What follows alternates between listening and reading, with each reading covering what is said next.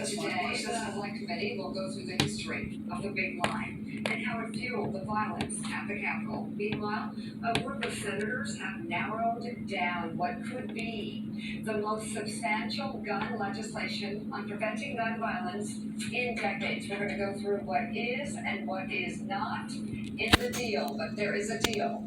Yeah. And on Wall Street, the markets are picking up right where they left off on Friday. The Dow is down Gonna be rough. 600 ahead of the opening bell. Jonathan Lemire, Mike Barnicle still with us. We're going to start this hour with the House Select Committee investigating the January 6th attack on the Capitol, holding its second public hearing this morning in just a matter of hours. The focus today will be on former President Trump's so-called big lie, with the two panels of witnesses testifying, including Trump's 2020 campaign manager.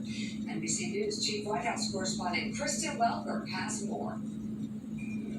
In just a few hours, the January 6th committee will hold its second high-stakes hearing. An aide saying it will focus on the anatomy of former President Trump's big lie, his decision to declare victory in an election he knew he lost, spread claims of fraud, and then ignored dozens of court rulings against him. He knew this was a lie, but he continued to act on that. Today's testimony could be explosive when Mr. Trump's former campaign manager, Bill Stepien, takes the hot seat under subpoena.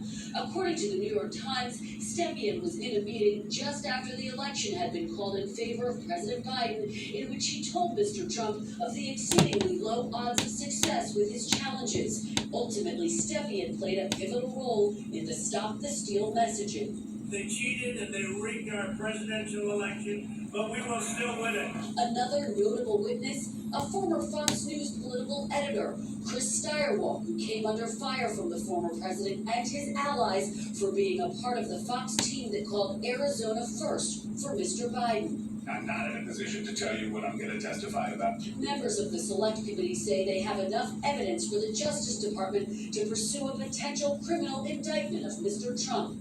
I would like to see the Justice Department investigate any credible allegation of criminal activity on the part of Donald Trump or anyone else. But many Republicans disagree. You can make the case that, and I would agree, that he's politically, morally responsible for much of what has happened.